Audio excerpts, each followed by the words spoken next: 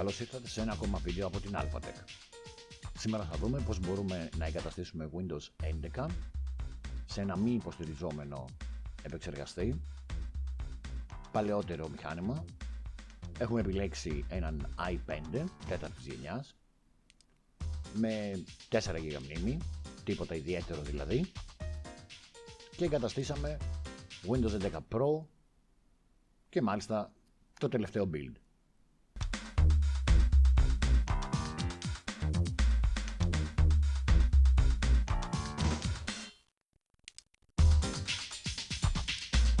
Πάμε να δούμε λοιπόν τι θα χρειαστούμε.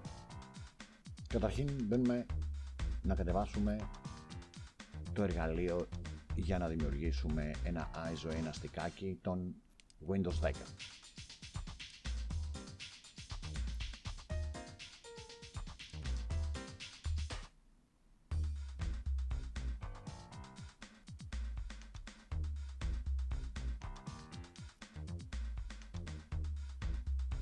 Τελειώνοντας το κατέβασμα, πατάμε άνοιγμα του αρχείου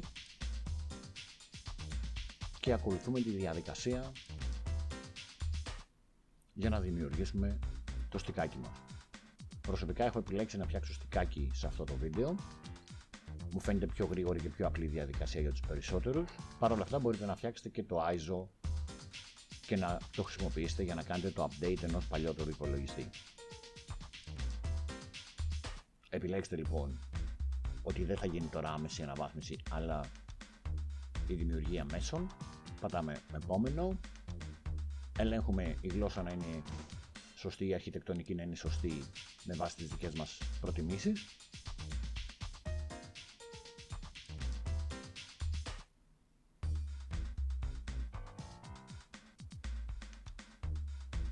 Και επιλέγουμε τη δημιουργία USB. Εδώ είπαμε ότι μπορούμε να επιλέξουμε και τη δημιουργία αρχείου ISO. Στην προκειμένη περίπτωση, στο προκειμένο βίντεο βλέπουμε αυτό. Εγώ το έχω κάνει αυτό, οπότε κλείνω τον οδηγό. Και αντίστοιχα θα πρέπει να κατεβάσουμε το εργαλείο για να δημιουργήσουμε ένα άλλο στικάκι με τα Windows 11. Προσοχή, η γλώσσα και η αρχιτεκτονική θα πρέπει να είναι η ίδια.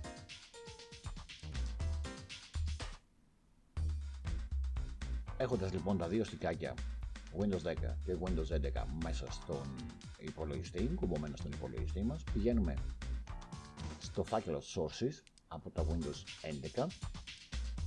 Πατήστε με βάση το μέγεθος ώστε να σας φέρει στο πάνω μέρος το πιο μεγάλο. Παίρνουμε το ESD αρχείο, το κάνουμε αντιγραφή και μετά πηγαίνουμε στο αντίστοιχο στικάκι, στην αντίστοιχη θέση το Windows 10, πάλι μέσα στα sources,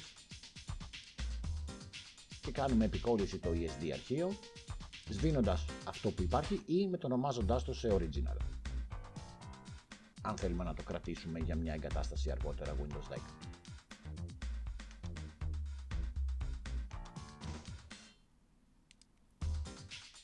Ξεκινήστε και κάνετε κανονικά την εγκατάσταση των Windows 11 από το στικάκι που δημιουργήσαμε, ακολουθώντας την ίδια διαδικασία όπως και στα Windows 10, αγνοώντας τις οθόνες οι οποίες θα δείχνουν Windows 10. Στην πραγματικότητα εσείς κάνετε εγκατάσταση Windows 11 και μάλιστα θα πρέπει να έχετε στα χέρια σας ένα πλήρως λειτουργικό σύστημα Windows 11 με δυνατότητα αναβαθμίσεων μέσω του Windows Update.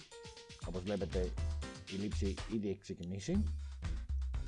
Να υπενθυμίσουμε ότι σε επεξεργαστές οι οποίοι δεν έχουν TPM σημαίνει ότι όλα αυτά τα οποία στηρίζονται σε αυτή την τεχνολογία στα Windows 11 δεν θα υποστηρίζονται, και επειδή τα Windows 11 συνεχίζουν και θα βασίζονται όλο και περισσότερο στο μέλλον σε αυτή την τεχνολογία, δεν ξέρουμε αυτό το hack μέχρι πότε θα ισχύει και αν θα υποστηρίζεται σε μελλοντικές αναβαθμίσεις. Ευχαριστούμε πολύ που παρακολουθήσατε. Τα λέμε στο επόμενο βίντεο.